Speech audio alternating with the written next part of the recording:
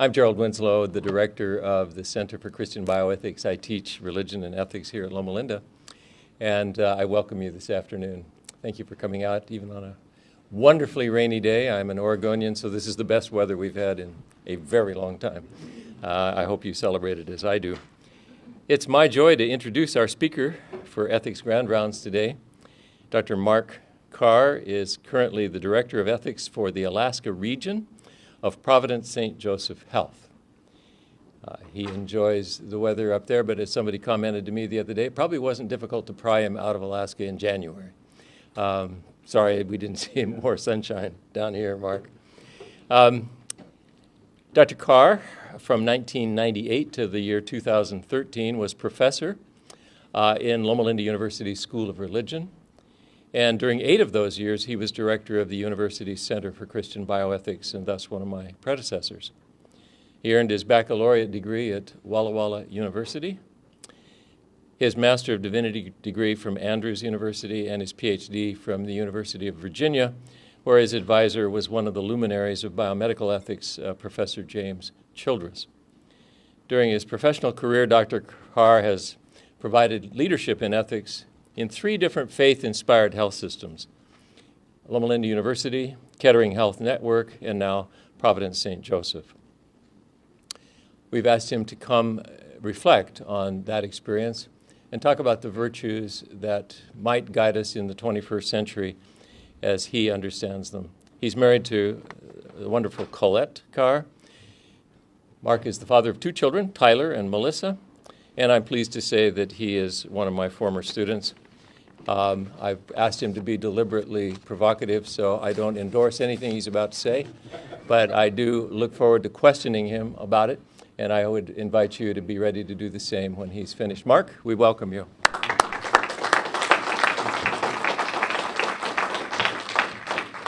Thank you so much. It's a privilege to be back, and I want to move quickly through my slides because I want to give plenty of time for conversation afterwards.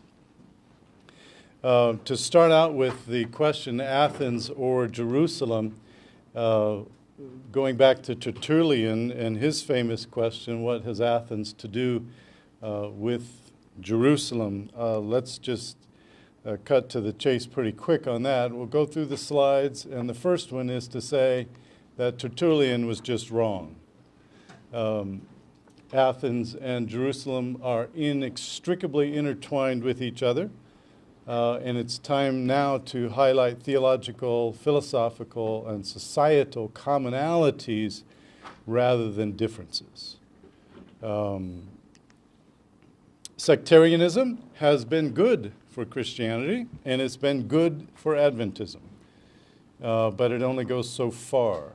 And sometimes there are things about sectarianism that actually and eventually are more harmful than they are beneficial. What might those sectarianisms be? Adventists are no better than any other type of Christian. I'm a convert to Adventism.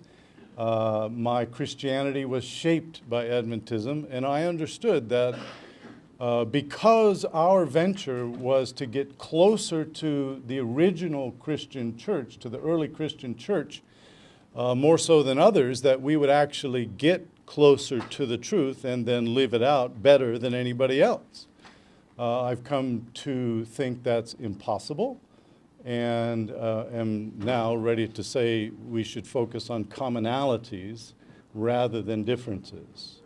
Or to put it another way, humility is essential. And humility is not one of the best qualities within my own experience in Adventism, put it that way.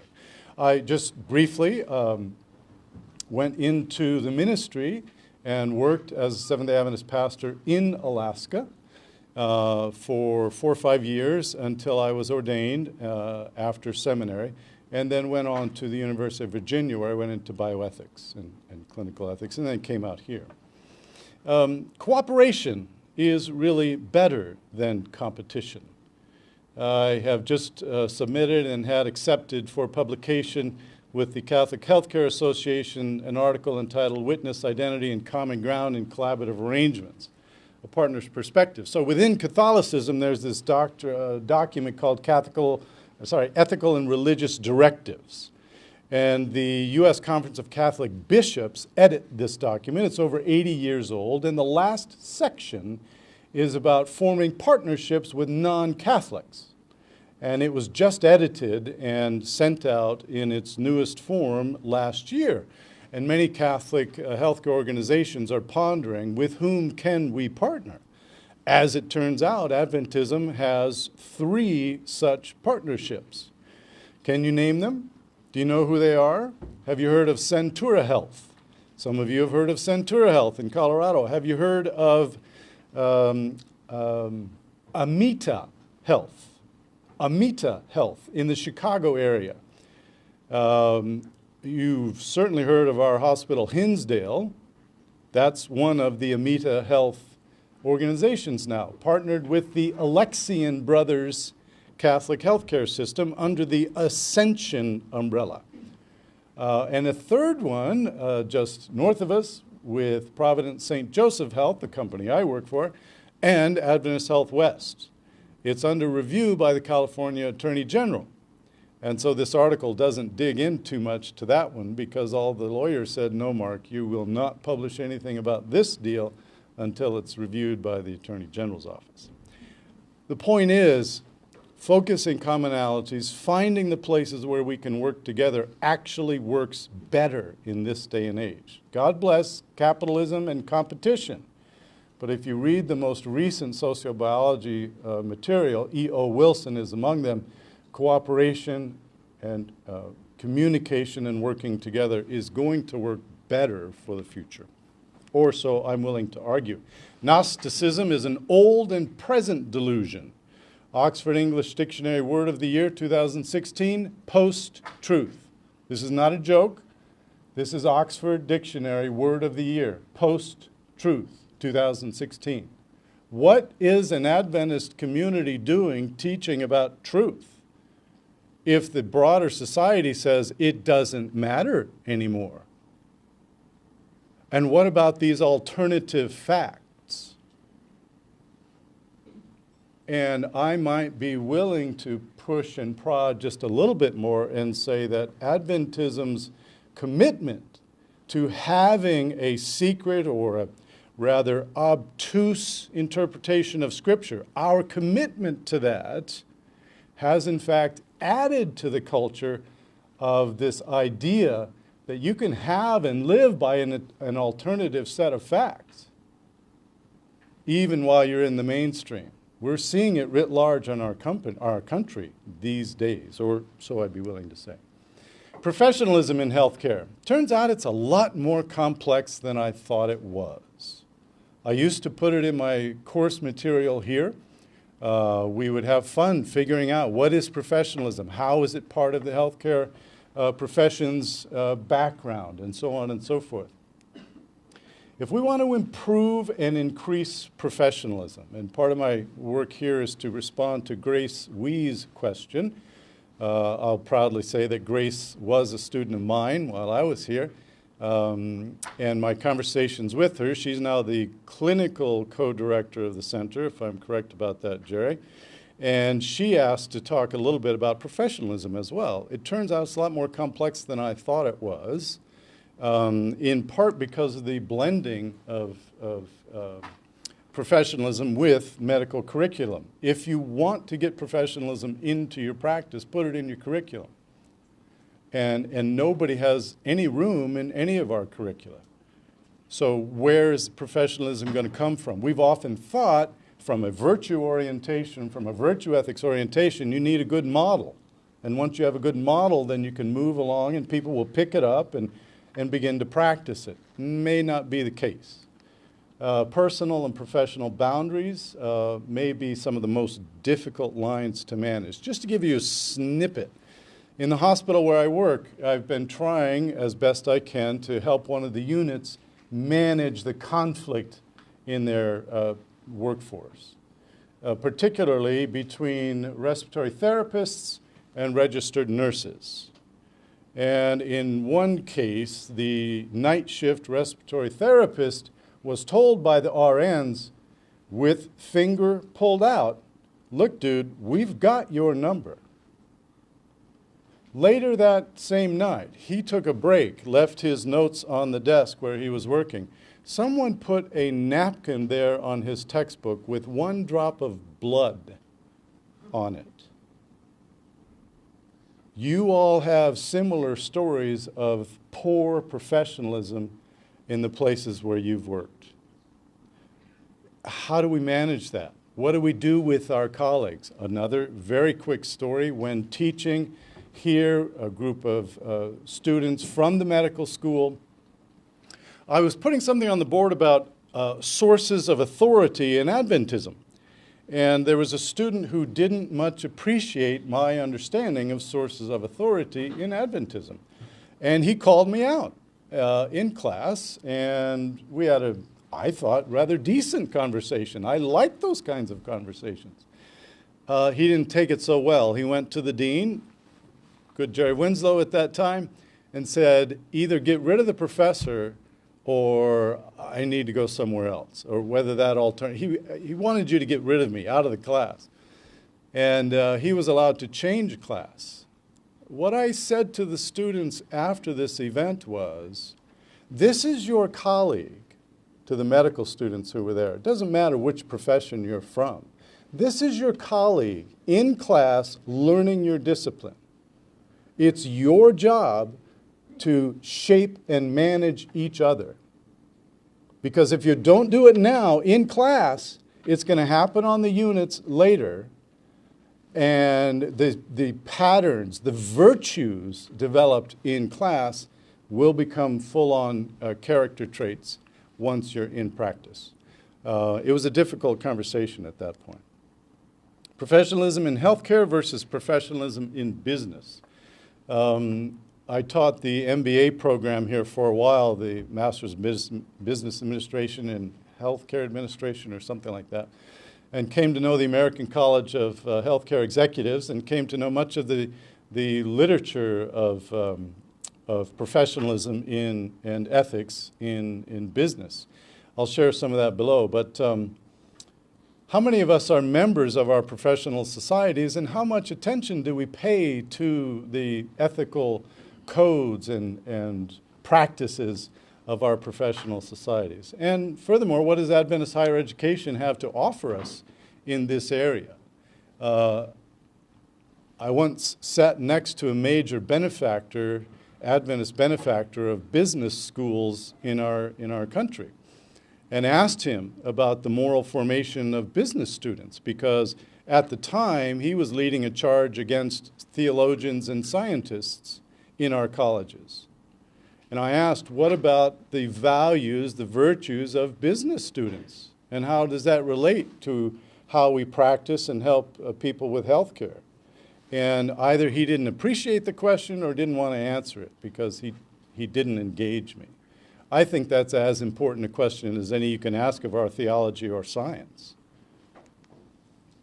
Finding virtuous candidates, that is, entering the system, finding virtuous candidates may be the best strategy for the present system.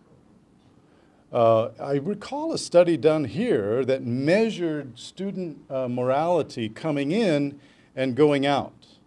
And if I recall correctly, the standards by which they measured these things resulted in a lower reality after your time here in medical school than when you came in. What is it about healthcare professions that really pushes against the virtues and idealism that we bring to the work? And how can we manage and adjust that? We can force people to obey the law and follow the regulations, but we can't make them be compassionate or empathic. There was a be nice policy when I was here. Does anyone remember the be nice policy? No? Huh. Maybe we should dig it up again and see if it's still in the archives. Education and practice of the virtues gets pushed down and off our to-do lists. The two most important virtues in the present American healthcare industry are egoism and altruism. Egoism from the business subculture. Recall Adam Smith and Milton Friedman in their interpretation of why people go into the service industries. It's not for the purpose of the other, said Adam Smith.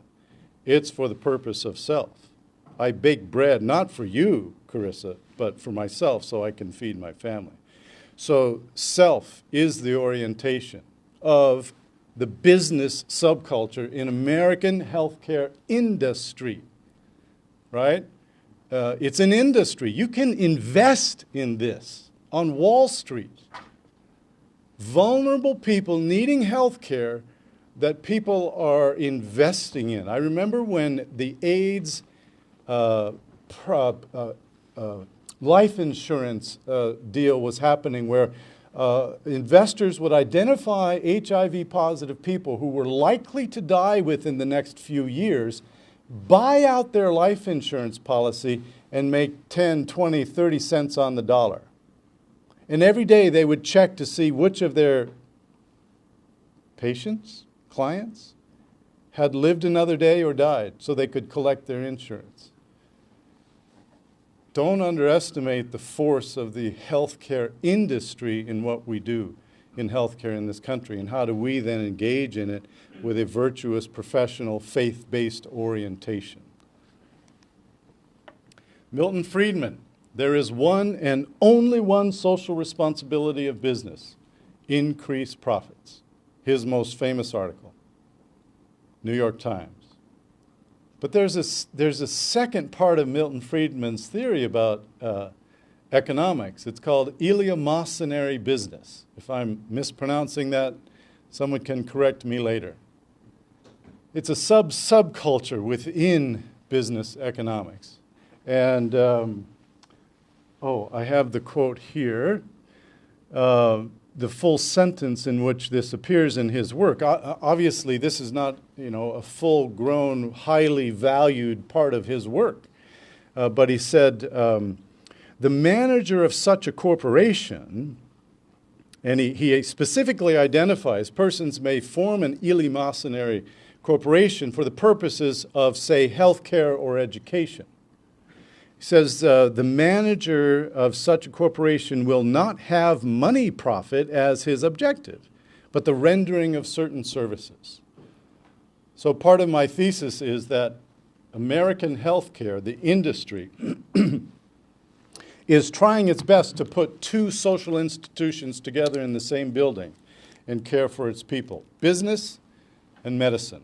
Medicine has an altruistic background, and business has an egoistic background. I was once testing this theory with Alistair Hunt. He has a PhD in economist, he's an economist. And he laughed out loud when I said healthcare people are altruistic. That's the basis from which healthcare professions begin. He laughed out loud. He thought I was making a joke. He's a free market economist, and he said, Mark, there is no more protective profession on the face of the earth than medicine and dentistry. No more protective and self-centered on the face of the earth than those professions. Wow, that was shocking. And I've looked into it a bit since then. I'm still committed to altruism being one of our fundamental values. But one is hard-pressed to find that solidly in the history of the healthcare professions. All right, so what do Seventh-day Adventist theologians and ethicists have to offer? Hopefully, a non-judgmental, aspirational disposition toward the other. Going back to what I said at first, sectarianism is good about protecting ourselves, not so good about outward facing toward the other. We want to do what we can now to find commonalities. Theologically, whole person care should be enhanced. I'm going to illustrate this on the next couple slides, but I wanted to bring it up and put it in text here. Ethically speaking, do we bring something unique and essential? And then echoing Roy Branson, what does the prophetic witness tradition of Adventism have here? Let me say just a word about that, and then I'll go back to points B and C. Turns out that faith-based healthcare, particularly Adventist and Catholic faith-based healthcare, is doing pretty well in the American healthcare industry. Pretty well, all things considered. Hospitals are coming to faith-based, to us, to Catholic and Adventist companies, asking to be part of them.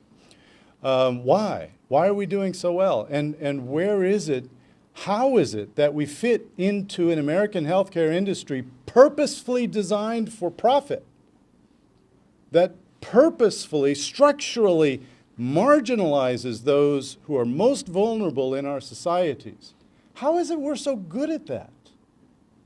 And what is it we can do about how we offer health care that's different than the hospital down the street, particularly when it comes to the poor and the marginalized? In Catholicism, they have this thing called the preferential option for the poor. If you haven't heard it, Google it. It's worth reading about it. Where is the Adventist version of that? I know at the time I was here, there was a committee that helped figure out who among the many, many people who are applying would get free health care because of their social circumstances. How do we write that large over the whole system, over the entire church, that has an outward orientation to the other? See, rather than a sectarianism, we'll give you some health care, and then if you join us, then you can be full part of our community. How do we manage that? Well, thank you for allowing me to echo Roy Branson for a minute. Some of you may recall that Gina Moore and I invited Ira Byock here for a Proventure lecture series and meetings. I'm waving at Dr. Moore in the back. He gave a great talk on palliative care. He works for Providence St. Joseph now. And Providence St. Joseph said, if you come to work for us, we're going to fund a new institution for you. You call it whatever you want. And it was originally called the Wholeness Institute. Obviously a different name now. So this is my boss in Anchorage. I'm sitting at home watching TV, and this ad comes on the TV. It's her voice. I'm caught, wow, what are you doing on TV, Monica? And she's talking about whole person care. And I'm wanting to pause. Hit the pause. That's Adventist stuff. What are you doing talking about this from a Catholic perspective? Well, guess what? We're not the only ones talking about it. And it's an ad that would have run for Loma Linda as well, if not better, than for Providence. What is it about whole person care that we can bring to the table and to the country and to our church, by the way? And how can we yell that from the housetop? So we believe health is a human right. This is an ad campaign from the company I work for. They posted a banner in Union Station in D.C., is that what it's called there, Zach? In Union Station, that said, we believe health is a human right. Now, mind you, it doesn't say health care is a human right? We're still in the industry, but I want to play just a short clip. Here we are. At Providence St. Joseph Health, we believe that health is a right. We also understand that health requires different actions. It requires commitment, it requires resources, it requires funding. But at the end of the day, health is a right for everyone. And it's part of our mission and part of our values that we help them achieve that.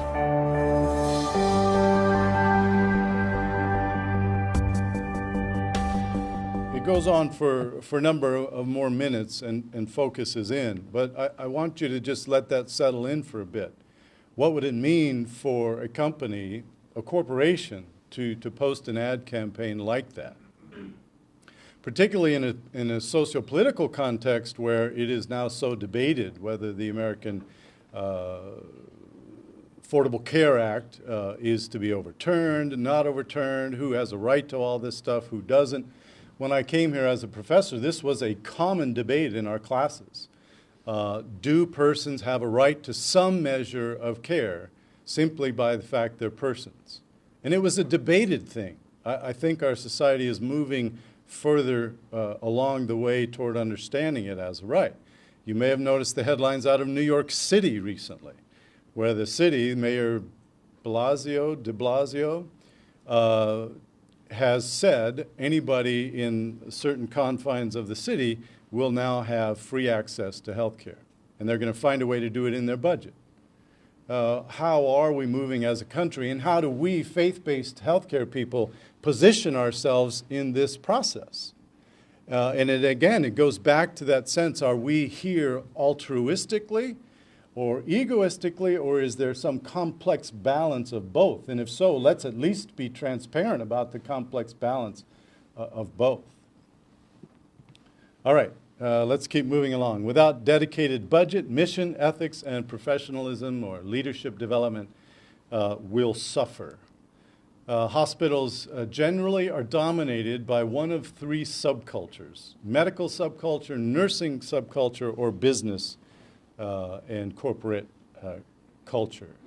In the three systems that I've now worked in, and you can guess what Loma Linda is yourself, I've worked then at Kettering Hospital, where I would say it is a mix of business and medical, but there was no question about who called the shots. It was a business function, and all crucial decisions were made by the business person at the top of the corporation. The place I'm in now has an extraordinary history that places multiple levels of checks and balances. The CEO at the hospital, when I began there in Anchorage, a physician with 40 years of practice, said to me one time, a hospital is a place run by nurses who allow us the privilege of practicing there. And so, again, as an outsider to a hospital, my position where I am now is my first inside the hospital position. And I now am seeing the complexities of a hospital and the subcultures in hospitals in ways that I never did while I was here, because I wasn't internal to the hospital. Our task is to figure out which one of the subcultures really runs the house, and then work accordingly. And developing leaders takes serious, ongoing financial and personal investment. This is true in each of the subcultures. Ethics investment depends on our corporate aspirations. Ethics services in a hospital are not billable. We're pure expense. And I recently came through 2 or 3 months of understanding that personally, because there was a big reorganization in the part of the corporation that I fall. And it wasn't clear that I would have a job because of the way they manage ethics. And if you don't have an income stream from your line of work, you're on the chopping block on a regular basis. And even if you do have an income stream, it doesn't always count. Time and money for professionalism and leadership development is expensive. The Joint Commission, unfortunately, the requirement for ethics services is just simply too simple for our own good, for the entire country's own good. What does Loma Linda have to offer Adventism? I'm trying to remember where, oh yeah, it's okay, sure. I was looking at my slides here. I think, as I say there, I'm going to do a little meddling, and hopefully you'll be forgiving toward me. Why don't we invest in leadership development in mission and ethics across all of these subcultures? At Providence St. Joseph, I'll show you the organizational chart here in just a second, but I've seen master's degrees in Catholic healthcare leadership. And in one situation out here on the West Coast, the archbishops went to the healthcare corporate presidents and said, what are you doing for your leadership to help them learn about Catholicism? And the corporate presidents then reached out to a man named Lawrence O'Connell and said, please, shape a program where we can send you our executives and you teach them why Catholics are in healthcare. And Lawrence O'Connell's answer was, and there's a book about this now, Tradition on the Move. Lawrence O'Connell's answer was, I'm right with you. Each of you, there were 5 of them, each of you give me $1 million and you have to be in the first cohort of students. And they signed up and they started the Ministry Leadership Center. It's now in multiple iterations downstream of that, but Providence has one of those things in what's called mission leadership formation. So at the head of all mission leaders in the Providence system is Dougal Hewitt. His title is Executive Vice President. There are, I'm going to use the pointer because Kenny doesn't want me to move. Regional Chief Mission Officers. So the picture of Monica Anderson that I put up, she's the regional, but I have a dotted connection to her because now, after they hired this Senior Vice President for Theology and Ethics, I have a direct relationship to him, a direct reporting line to him, and I'm one of 4 region directors of ethics. There's an ethics center in the Portland, Oregon area, a foundation of over $5 million. I was a bit jealous the first time I heard that. When I was here running the center, we were just shy of $1 million, and we were pushing hard to get to the $1 million mark. The group in the middle, Marianne Slattis Lanch, Vice President for Ministry Leadership Formation, has a staff of 7.5.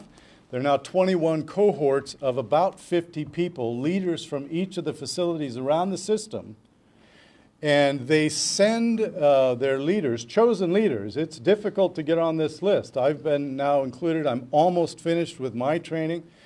Over a 2-year period, these persons come to a retreat center in the Seattle area for a day and a half, 2 full days of instruction and training, why Catholics are in healthcare and why particularly the Sisters of Providence and St. Joseph are in it.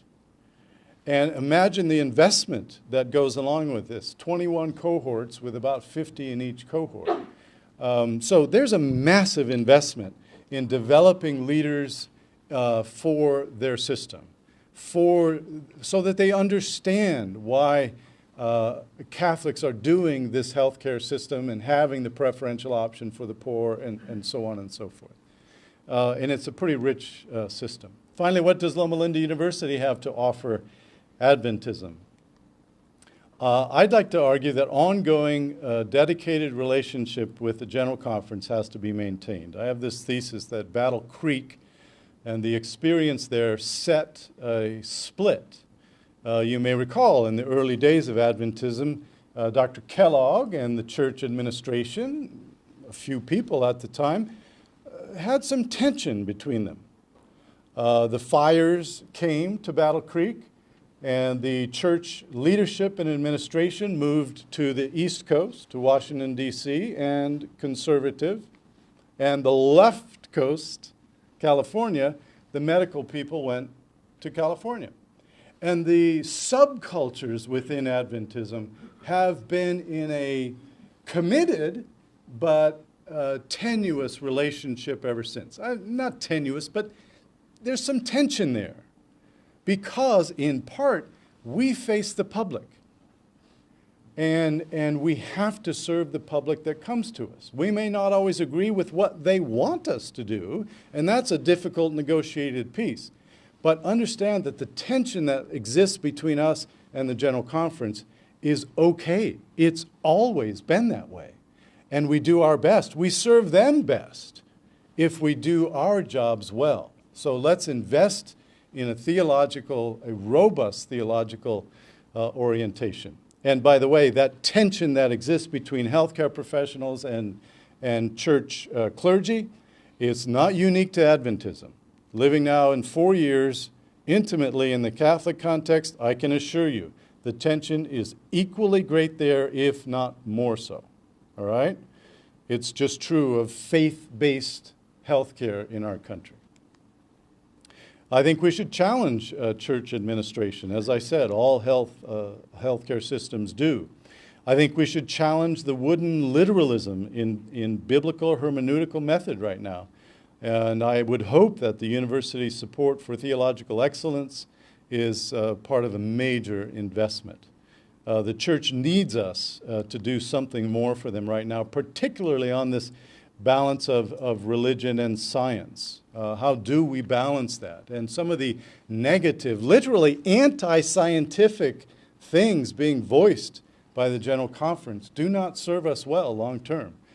Because we are, among other things, I'm going to assume, thoroughly committed to medical science here at Loma Linda University. How do we manage that tension and that balance? All right, that's it. Shirley.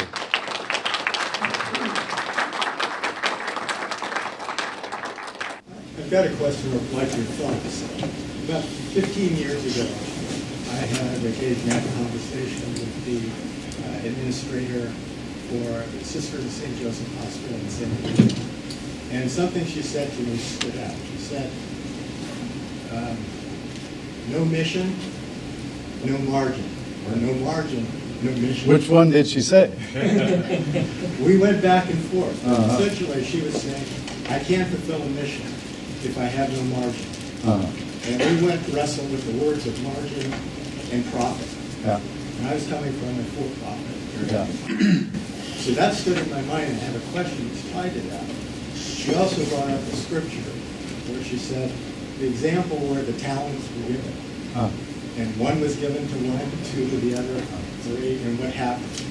And what did the Bible say was the better path? Sure. If you read that context and you put the two together, the message was it's okay to make margins. It's okay to make profit. It's just not okay to exercise usury in that process. So I'm curious what your thoughts are. I don't know much about other systems in the country. I know enough about the Sisters of Providence and learning about Sisters of St. Joseph. These were extraordinarily wise persons, and the way that they managed both, again, the public and their own patriarchy is unparalleled in my view. I think what we're seeing now, to our detriment, is the aging out of most of the sisters of these orders. And what they've done is handed off these healthcare systems that, by the way, just to answer one part of your question, that margin mission, I've heard it in my home situation in both directions. So that debate will continue. No one's going to question that. What I want to go back earlier is, if we're in a system that is purposefully designed to extract money out of our patients, what does that do for our internal angst about what we're doing? The healing ministry of Christ, what did he extract from those he healed? And ought we not push for an American healthcare system that is closer to that Christ-like altruistic model than the one we have presently? And I know that steps on toes. I wouldn't even have a job were it not for the kind of money that we make in our system. So, I have to be kind of at least transparent about that.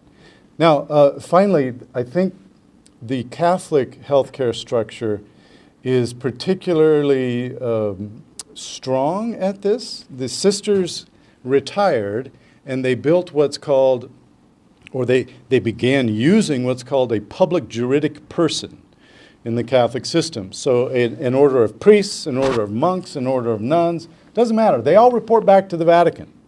When the nuns retired, they handed it over to this group of lay persons called sponsors, half a dozen of them, and they make up the public juridic person. And literally, they report back to the Vatican every year. And every healthcare corporation in this country that is formed like that has to report to the Vatican. So the relationship is intertwined and connected. But how is it managed well? The sisters were some brilliant people. All right, I see Dr. Walters over here. Mark, welcome back. Thank you. And thanks for bringing what you have today. I think the Catholic Church has an advantage over the Adventist Church when it comes to emphasizing the social ethic of putting the poor patient, the marginal patient, the patient who can't afford, doesn't have good insurance, putting those people high on the priority. Adventism began with, as a sectarian group, with proselytization as the core reason why we got into healthcare. And let's not forget a good number of entrepreneurs at the time as well. James was a cattle rancher, among other things, right? He drove cattle through the Midwest. Okay, and another was that pioneers were suffering because of poor health. But the idea of the entering wedge to get church members is not incidental. Whereas the Catholic Church has a long, long tradition of that preferential option for the poor. And you gave us great examples of how that, at considerable cost, is being implemented. I wonder if you have any insights on how Adventists might learn from that in a real way to take more seriously our social responsibility, because that is not part of our tradition. Sure. The article that I referred to, I'd refer to two things. One, the article that I referred to, among other things, I interview Meredith Job at Adventist Health West, and his Sandifer, Chuck Sandifer. I interview him for this article as well. And these people were both intimately involved in the formation of the Catholic Adventist cooperative arrangements. And two things, well, they both said the same thing, that in the process of negotiating these deals, they learned a great deal about a Catholic outreach for the poor and the vulnerable. And they have understood that their effort to combine together with Catholic healthcare is an expression of an authentic Adventism that does push in that same direction. And we have much to learn from centuries more experience than our own. So I'm very keen on the idea of these cooperative ventures in healthcare. And it goes back to my slide about it's better to cooperate than compete. In this day and age, it's extraordinarily difficult for a standalone physician, medical center and university. I understand that. But who do we partner with? And what commonalities are we going to focus on? And if it turns out the preferential option for the poor is too much for us, we better identify that now. And on the second part of that entering wedge, or one might say a hook, we're going to give you this health care, but we really would kind of like you to join us as a church, as part of our sect. An illustration of this, some of you may know Fred Cornforth. He and I went to Walla Walla and seminary together. He created a business called Community Development Incorporated. He built low-cost housing, he still does, all across the country using corporate tax donations. Corporation can donate tax dollars to the country rather than pay tax fees. And those tax dollars are then bid upon, and persons can use those monies to build low-cost housing. Fred Cornforth did that and was very successful at it. One of the things he's doing now is a humanitarian branch spin-off of these 3-day clinics, the free clinics that come to the community. And for 2 or 3 years, he worked together with Amen, Adventist Medical Evangelism Network. And part of their thoroughgoing ideology and commitment to Adventist theology and their understanding of it was, we're going to pray with them up front, we're going to invite them to church when we're done. And Fred had a difficult time with that. He wanted to offer this service without any of those kinds of hooks. And among other things, he has, over the past 2 or 3 years, used his resources now to form a separate entity that he can control how much of that kind of work can happen. And again, as an ethicist, imagining healthcare people caring for vulnerable patients, that vulnerability is not the time to introduce them to Adventism. If they ask and would like that, wonderful. We can do that and help them in those ways. But this is not something we bring to them. This is something that emerges out of our care with and for them.